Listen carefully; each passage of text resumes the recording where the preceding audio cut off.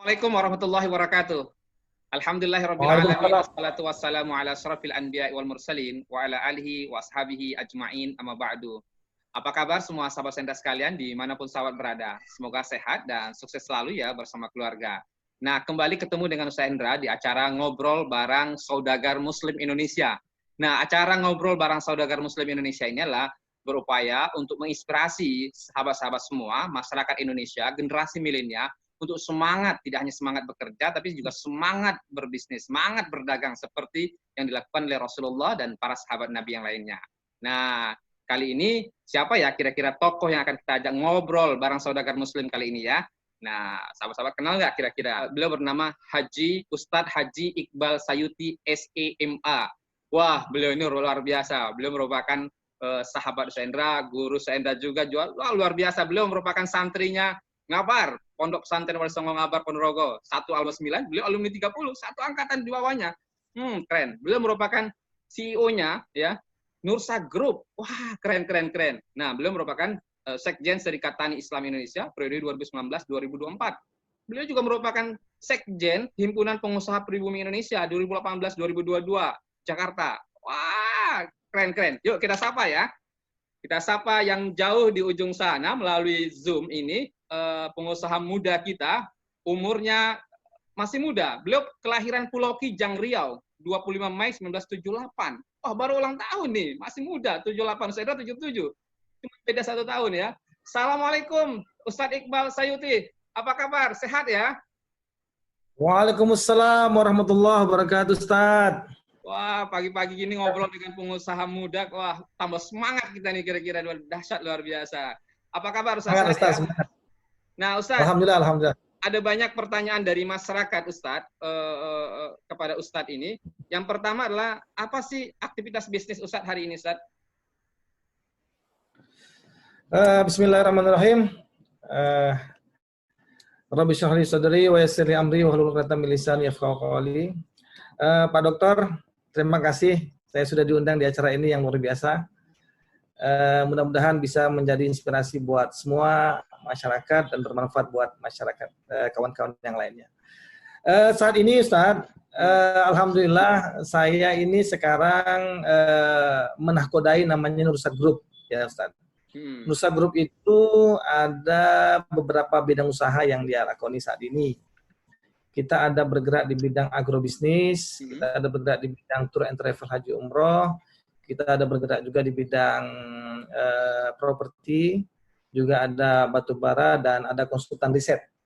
Dan ini komplit, masih komplit ya, luar biasa komplit ya. Masih kecil-kecil Ustaz, masih kecil-kecil semua gitu. Kita masih kecil-kecil gitu ya. Cuman saya melihat bahwa pengusaha muslim itu harus menang kata Ustaz kemarin kan gitu ya. Itu Ustaz. Jadi luar biasa ya, ada travel umrohnya, ada agrobisnisnya, ada propertinya, ada batu bara. Wah, umurnya baru 42 ya, sudah 42 tahun ya. Masih muda ya. Wah, luar biasa keren. Oh, bukan. Sudah tua, Ustaz. Pertanyaan kedua, masyarakat juga banyak bertanya kepada Ustadz, kapan kira-kira Ustadz mulai bisnis Ustadz? Kalau Rasulullah kira-kira umur 12 tahun sudah melakukan perjalanan bisnis sampai ke Syria, kira-kira masyarakat ingin tahu juga kapan sih Ustadz mulai bisnis Ustadz? Jadi kalau masalah mulainya, kalau berdasarkan misalkan kita buat standar pendefinisian bisnis itu apa, saya itu sebenarnya dari kecil itu kan memang tinggal di ruko ya. Orang tua saya itu petani dan juga pengusaha. Dan waktu itu juga kita sudah pernah jualan-jualan es lilin lah waktu kecil gitu ya. Kalau itu dianggap usaha, ya belum lah ya. Kemudian waktu di SMA pun juga saya juga pernah juga usaha-usaha kayak MW waktu itu, kalau setahu ya CNI, masa-masa kita SMA. Saya juga itu, tapi kalau untuk pendefinisian bisnis itu adalah kita punya perusahaan, alhamdulillah saya mulai itu di tahun 98 Ustaz. Saya dirikan PT Nursa Tour and Travel yang bergerak di bidang telekomunikasi, dan saat itu berarti usia saya hampir 20 tahun lah kira-kira ya. Saya dirikan saya dirikan PT itu di usia ya hampir 20 tahun gitu ya, dengan nama PT Nursa Kerahindo Abadi, bergerak di bidang telekomunikasi. Gitu Ustaz. Itu pertama kali lah kalau ditanya kapan mulai bisnis. Keren, luar biasa. Masih kecil sudah kelihatan talentanya jual es, ya. Habis itu orang tuanya seorang saudagar juga, ya. Jadi luar biasa. Lihat ayahnya dagang, pasti anaknya juga ikut dagang juga, kira-kira gitu. Nah, umur 20 tahun, beliau mendirikan perusahaan. Wah, keren. Nah, kalau anak-anak muda masih umur 40, masih belum bikin bisnis, malu nih kira-kira sama Ustaz Iqbal, kira-kira ini. Nah, Ustaz Iqbal, pertanyaan berikutnya, ya, Ustaz. Lihat sukses bisnis Ustaz Iqbal ini kira-kira apa sih? Kasih bocoran dong, kasih tips dong anak-anak muda nih. Kalau saya Ustadz, berpikirnya itu sederhana aja ya. Dari dulu tuh kita berpikir sederhana untuk pekerjaan yang luar biasa kan gitu ya. Kalau menurut saya sih kiatnya sederhana aja Tan. Pertama, ikuti cara-cara Rasulullah. Teladani Rasulullah itu yang pertama ya. Yang kedua, minta ridho orang tua kita ya. Yang ketiga, ajak Allah gabung dalam bisnis kita itu, gitu ya. 3. Nah, kalau saya uraikan seperti ini, Tan. Kenapa sih kita mesti ikut Rasulullah ya? Karena kita sudah tahu coba ya, Rasulullah itu amanah ya, jujur ya, kemudian fatonah, kemudian cerdas ya, cerdas itu fatonah, kemudian tablik. Kemudian Rasulullah mengajarkan kita bagaimana bersilaturahim, bahwa silaturahim itu bisa meningkatkan rezeki dan usia kita. Coba lihat Ustaz ya, kalau kita ikuti itu semuanya, insya Allah kita akan sukses. Pertama, jujur atau amanah. Kalau pengusaha itu dimulai dengan jujur, gitu ya, saya rasa itu modal paling utama Ustaz saat ini. Kita tahu sama-sama bahwa di Amerika saat ini, di Eropa, ketika dia ingin meng-hire seseorang, itu yang dilihat pertama itu kejujurannya dulu. Kalau dulu kan skill, kemudian kemampuan intelektualnya, tapi sekarang berubah. Sekarang itu jujur. Ternyata jujur itu modal utama. Kita lihat Rasulullah, coba lihat. Ketika dia menjadi pengusaha di Mekah saat itu kan modalnya kan kejujurannya, dikenal sama kejujurannya. Gitu kan ya Ustaz ya. Ya, bahkan menarik, bahkan orang Yahudi pun percaya sama beliau pada saat itu. Musuh pun percaya karena punya sifat jujur tadi. Jadi itu betul, gitu. Ketika kita jujur, partner kita itu juga akan percaya sama kita, gitu. Contoh nih, saya waktu itu di travel usia di usia 20 tahun, alhamdulillah dalam masa 3 tahun saya sudah bisa punya 15 outlet, Pak. Outlet ya, keren. Itu kenapa? Karena ketika kita amanah gitu ya, orang kan mau dong ikut bisnis kita kan, gitu ya. Kita lihat bisnis kita bagus, kemudian bisa dipercaya, kemudian dia, yuk Tan, saya mau gabung dong, buka wartel juga seperti antumnya, kerjasama kan? Kita punya, alhamdulillah berkembang. Nah itu kan karena modal kejujuran itu luar biasa, orang sudah trust gitu, ya kan? Kemudian saya juga kita aplikasikan misalkan contoh di bisnis agrobisnis gitu ya. Di agro itu kan kita distributor pupuk pestisida. Itu kalau kita harus modal besar, harus pakai modal berapa banyak miliar kita harus bayar produk itu. Tapi karena dia percaya sama kita, dia kasih barang dulu kan ke kita, gitu ya. Pabrik ngasih kita dulu barang, baru kita jual, sudah laku kita bayar, gitu kan. Itu kan berarti modalnya kepercayaan atau amanah, gitu ya. Terus terakhir lah, saya lagi contohkan lagi, misalkan di bisnis travel haji umroh. Itu kalau tidak dipercaya bagaimana orang mau nitipkan uangnya kepada kita, ya, orang mau daftar umroh, kan bayar dulu mereka, ya kan? Baru dapat sesuatunya. Ya jasa itu kan bayar dulu baru dapat manfaatnya kan? Dia titip uang sekian ratus juta. Kalau tidak ada amanah di situ, tidak ada kejujuran, bisnis nggak akan jalan. Itu yang pertama, ya kan? Makanya kenapa kita contoh Rasulullah gitu. Dan anehnya, kenapa sekarang orang-orang Yahudi, orang-orang yang non Muslim tanda kutip itu yang justru mengaplikasikan ini banyak gitu kan ya tentang ini. Ya, contoh kenapa saya bilang orang-orang luar Muslim itu mengutamakan masalah keterbukaan, kejujuran. Ustadz tahu kan bagaimana sekarang perusahaan-perusahaan besar itu semuanya TBK, ya kan? Go public gitu kan? Kira-kira. Perusahaan besar itu pasti go public itu kan maknanya apa? Mereka kan terbuka, open, membuka semuanya loh, jujur loh. Ini loh perusahaan kami, ini loh perusahaan kami kan terbuka sekali kan? Itu suatu bahwa kejujuran itu memang itu membuktikan lagi bahwa apa yang dilakukan oleh Rasulullah itu benar gitu loh, bisa dicontoh dan harus dicontoh gitu loh. Dan itu menarik. Nah, jujur itu kan dua ya, jujur Rasulullah itu kan sidik itu jujur kepada Allah, dan amanah itu jujur pada manusia. Jadi kolaborasi yang luar biasa. Kepada Allahnya jujur, kepada manusianya juga jujur, amanah. Wah, keren. Terus apa Ustaz lagi, Ustaz? Nah, kemudian Rasulullah juga cerdas, fatona, ya. Seorang pengusaha pun juga harus harus cerdas. Dia harus tahu strategi bisnis yang tepat gitu loh. Nah, Rasulullah mencontohkan ke kita, contoh nih kecerdasan yang pernah saya baca ketika Rasulullah sudah sukses besar di Mekah dan dia harus ekspansi ke Syam gitu ya. Nah, pada pedagang-pedagang Mekah saat itu cuma bawa modalnya ke Syam untuk beli barang kemudian dijual di Mekah. Tapi Rasulullah apa yang dilakukan?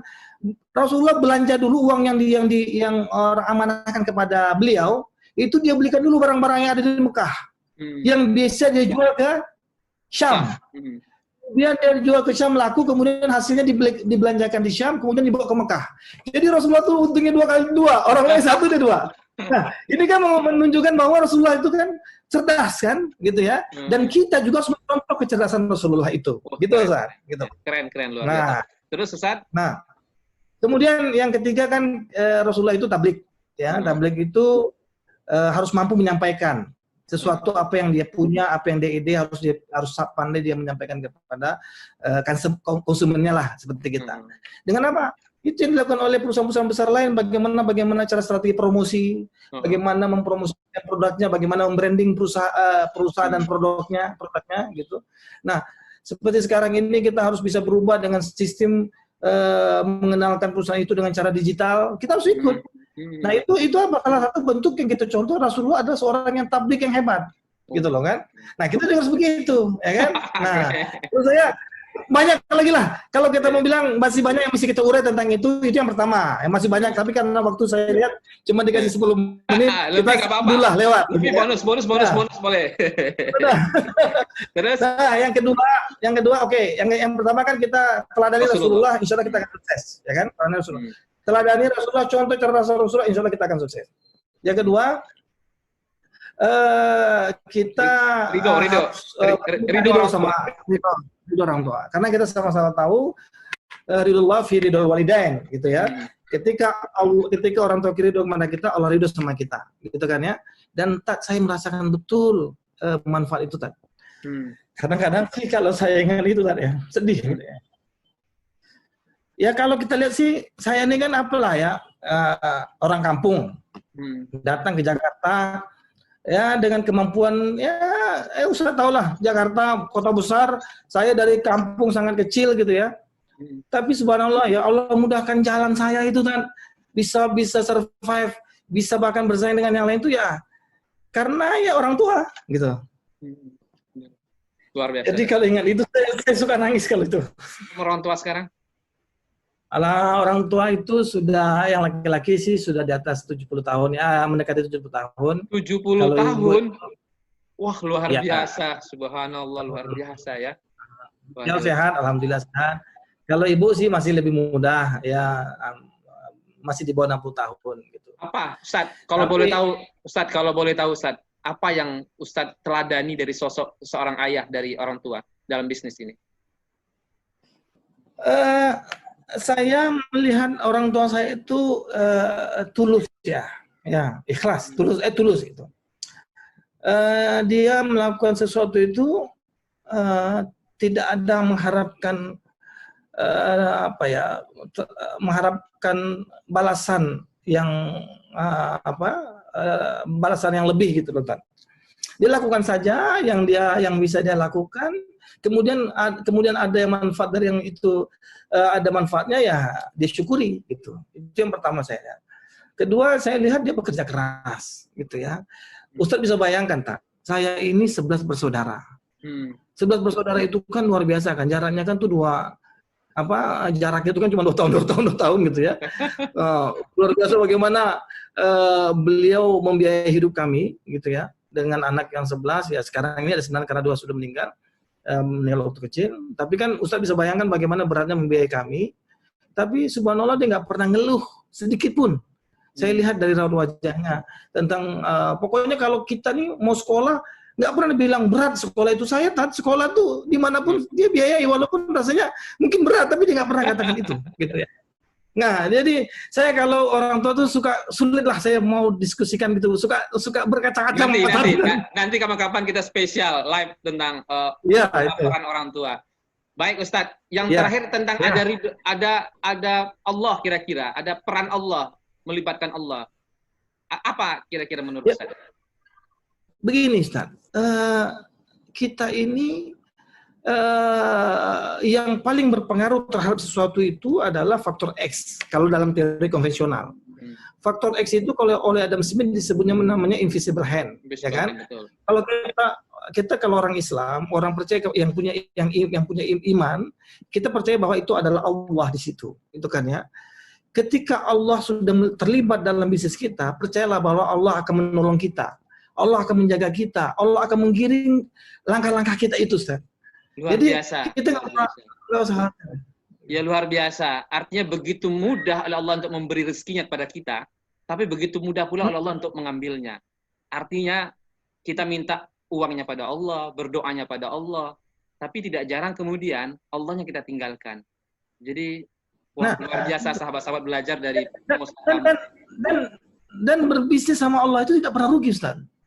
Berbisnis sama orang peluang rugi itu besar, ada. Tetapi berbisnis sama Allah itu tidak ada ruginya, gitu loh. Tidak mungkin rugi. Tijaratan dan tabur, bisnis yang tidak pernah merugi. Surat Fatir ayat 29. Wah, keren-keren. Begitu kan? Iya, ya kan? Coba lihat. Allah bilang, contoh ya, kita beri sedekah 1, Allah lipat gandakan gantinya gitu loh, ya kan? 7, jadi 700%. Wah, keren. Nah, luar biasa kan? Nah, cuma itu butuh apa? Butuh keyakinan, butuh iman, Ustaz. Tapi kalau kita tidak yakin, ya ini masalahnya. Ketika orang sudah tidak yakin, ini masalahnya. Nah, makanya harus kita yakini bahwa libatkan Allah dalam bisnis kita. Kita minta sama Allah, karena Allah memiliki saham di bisnis kita. Sebelum kita mulai, kita minta Allah, ya Allah mudahkanlah urusan kita. Kemudian lindungilah usaha kita, lancarkanlah segala urusan. Ya kita minta dulu pagi-pagi, ya kita sholat duha dulu, baru kita jalan gitu kan. Ya yakin dengan ada keyakinan itu, insya Allah kasih jalan kan. Ya itulah tadi saya bilang, faktor X itu tadi loh. Keren. Itu artinya selama ini begitu banyak anak muda, begitu banyak pengusaha yang menganggap ini sukses nih karena gua nih kira-kira. Sukses nih karena saya nih, karena mati-matian. Berarti harus belajar banyak nih dari Ustadz Iqbal Sayuti. Oh jangan gitu, janganlah Ustadz dokternya. Kalau kami ini hanya orang, kalau kami ini hanya orang yang sedang ingin menjadi lebih baik lagi. Iya. Makanya saya mau ya. Gimana Ustadz? Lanjut Ustadz. Pertanyaan berikutnya.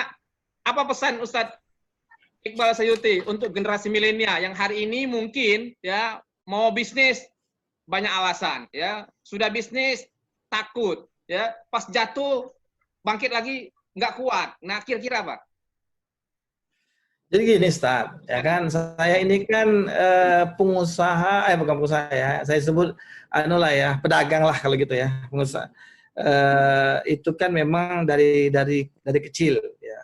Kalau dianggap usia 20 tahun itu milenial, ya saya termasuk pengusaha milenial lah dulu. Gitu. Sekarang sudah tua, jenggot udah panjang nih. Tetapi yang saya bisa tangkap dari itu, saya pertama,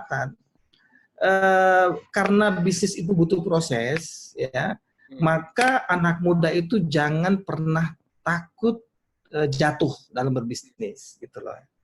Jangan takut jatuh, karena jatuh itu bukan gagal. Gagal itu adalah ketika jatuh nggak mau lagi bangkit, itu gagal. Jadi jatuh sama gagal itu beda, Ustaz. Kalau kita jatuh itu biasa, justru jatuh itu menunjukkan kita sebentar lagi akan pintar, akan bisa. Ketika kita jalan dulu waktu kecil, kita jalan belajar jalan, kalau kita nggak pernah jatuh nggak akan pernah bisa jalan. Itu nggak ada. Bahkan dimotivasi oleh ibu kita kan, ayo jalan, kamu bisa. Akhirnya kita bisa jalan kan? Coba kita bilang. Bisa, tapi jatuh dulu. Jalan. Tapi jatuh dulu kan, tapi jatuh dulu. Bangkit lagi, jatuh lagi, bangkit lagi, jatuh. Nah, usaha juga seperti itu. Para milenial ini jangan takut. Lakukan, mulai gitu. Nah, masalah nanti kalau misalnya ada masalah, itu berarti nunjuk kita ini sebentar lagi kita akan ingin pisah nih. Sebentar lagi ingin sukses nih. Kalau kita sudah sering jatuh, ini kita akan semakin bisa sebentar lagi kita akan sukses gitu loh, Pak. Siap. Nah, baik, Ustaz. Dan kalau terus Ustaz, apa lagi? Terus kalau menurut saya, Ustaz, kenapa kita harus lakukan dari sekarang para milenial? Jangan pernah berpikir nantilah setelah tua saya baru mulai bisnis atau setelah pensiun baru mulai bisnis. Ingat Ustadz, hasil riset itu menunjukkan bahwa 90% lebih orang yang memulai bisnis setelah pensiun itu gagal. Nah, keren.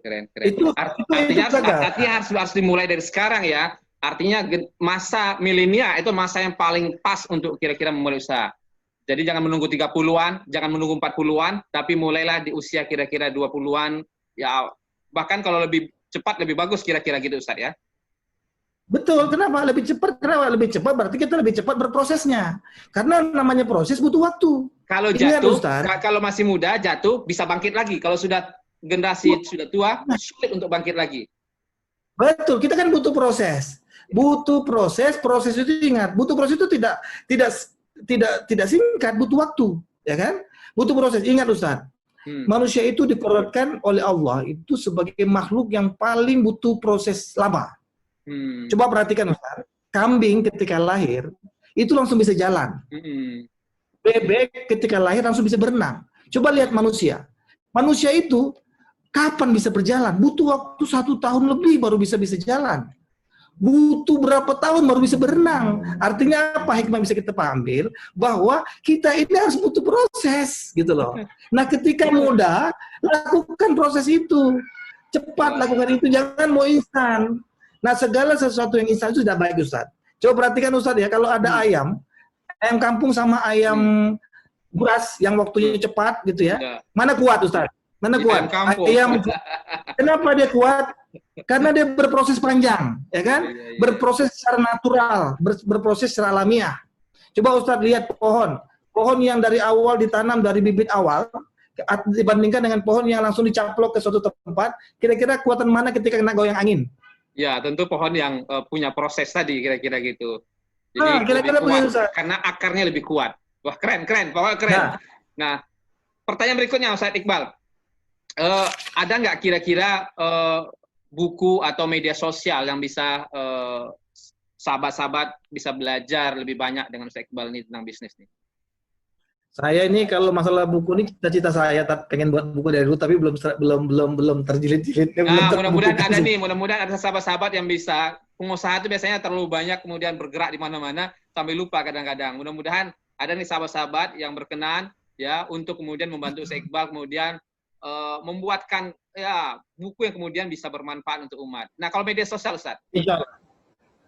Media sosial saya aktif di Facebook dengan... Nama Facebooknya apa, Ustaz? Nama Facebooknya?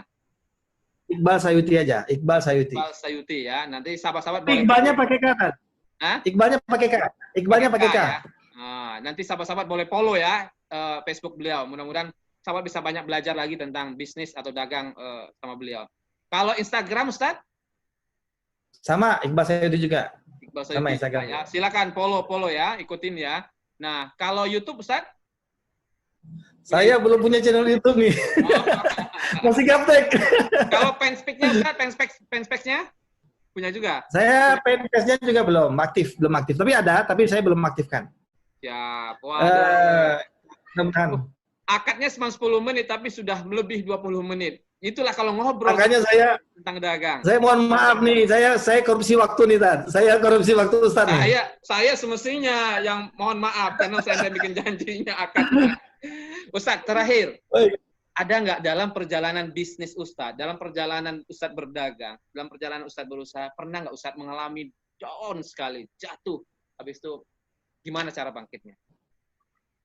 Itu sudah pasti ya. Saya yakin, seyakin-yakinnya, tidak ada seorang pengusaha sukses itu yang nggak pernah jatuh. Saya yakin 100% dan boleh dicek semua pengusaha yang sukses sekarang ini pasti punya cerita yang menyedihkan gitu loh. Nah, termasuk saya juga Itu biasa. Saya bilang tadi, jatuh itu bukan gagal. Yang gagal itu adalah jatuh yang tidak ingin bangkit lagi, Ustaz. Gitu kan?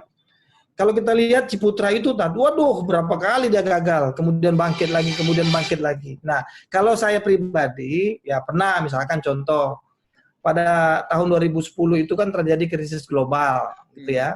Kemudian itu kan kemudian mengganggulah ekonomi Indonesia. Kemudian kita pun juga di bisnis itu yang payment apa piutang-piutang gitu tuh banyak nggak lagi di bawah gitu loh. Kemudian kan kita harusnya juga akhirnya di atas pun juga krisis juga akhirnya kepercayaan kepada kita, ya kan. Nah ini juga butuh waktu memulihkan kembali, tapi alhamdulillah kita buktikan bahwa tidak ada, di sini nih, niat penting. Nah niat penting. Kita tunjukkan bahwa kita tidak ada sedikit pun niat untuk berniat jelek gitu loh, ya kan. Dan itu terjawab oleh waktu. Waktu akan menjawab itu semua. Walau misalkan dia nggak percaya sama kita sekarang, oh gini. Tapi kalau kita memang wujud kita lakukan itu dengan memang dasarnya niat betul, insya Allah nanti waktu menjawab bahwa kita betul-betul memang tidak ada niat jelek di situ. Gitu, Ustaz. Keren. Pokok keren, top banget kira-kira pengusaha muda milenial luar biasa. Nah, beliau ini juga luar biasa. Beliau ini santri loh, santri yang entrepreneur, santri yang pengusaha. Nah, sahabat-sahabat santri, ayo contoh nih bahwa santri juga bisa menjadi pengusaha hebat seperti Ustaz Iqbal dan juga pengusaha-pengusaha muslim lainnya. Nah, sekali lagi makasih. Amin. Makasih ya. Doain Ustaz Iqbal sukses selalu, bisa menginspirasi kita dan menginspirasi banyak orang semangat berusaha. Sekali lagi makasih. Amin. Lain kesempatan kita ketemu lagi ya, ngobrol lagi ya insyaallah ya. Insyaallah. Satu permintaan. Nah. Ustaz sudah undang saya pengen undang Ustaz juga ya, oke? Boleh ya? Pesan terakhir untuk semua orang, apa pesannya terakhir? Saya pesan kalau saya boleh pesan kepada para pengusaha di zaman pandemi ini kita sekarang sedang dalam keadaan yang sangat berat ya. Tapi percayalah bahwa la yukallifullahu nafsan illa wus'aha. Allah tidak pernah membebankan umatnya yang tidak sanggup dipikulnya. Percayalah bahwa ketika kita dikasih ujian itu, sesungguhnya Allah akan menaikkan level kita. Ketika kita kelas 1, mau naik kelas 2, itu ketika kita diuji dulu baru bisa naik kan, gitu ya. Nah, semakin berat ujian seseorang itu, sesungguhnya Allah mengukur kita itu sudah level kita naik, gitu loh. Nah, tetaplah bersabar, tetaplah optimis bahwa badai pasti berlalu. Siap, ayo berdagang, ayo semangat bisnis. Wah, luar biasa. Keren, saya senang sekali dengan anak muda Indonesia seperti ini, luar biasa. Sekali lagi makasih ya Ustaz. Nah, sahabat senda sekalian sahabat senda sekalian dimanapun sahabat berada. Nah, luar biasa kan inspirasi dari saudagar muslim kita, masih muda, di usia 20 tahun sudah punya perusahaan gede. Wah, pokoknya luar biasa. Nah, sekali lagi kita ucapkan terima kasih untuk tokoh kita atau saudagar muslim kita hari ini. Nah, ikuti terus ya. Insya Allah kita akan ngobrol kembali dengan saudagar-saudagar muslim lainnya. Insya Allah akan memberikan inspirasi, semangat untuk sahabat-sahabat semuanya, untuk semangat mulai bisnis, semangat berdagang. Nah, tentu kalau sudah semangat dagang sesuai syariah, sesuai Islam, jangan lupa keluarkan zakatnya. Semangat terus bersedekah, semangat juga berwakaf. Setuju? Sekali lagi, salam hangat dari Ustaz Endra dan tokoh kita hari ini, Ustadz Iqbal Sayuti. Sehat dan sukses selalu. Salam saudagar muslim. Salam bisnis syariah. Sehat dan sukses selalu dari Ustaz Endra dan Ustaz Iqbal. Assalamualaikum warahmatullahi wabarakatuh. Waalaikumsalam warahmatullahi wabarakatuh. Barakallah. Assalamualaikum. Waalaikumsalam.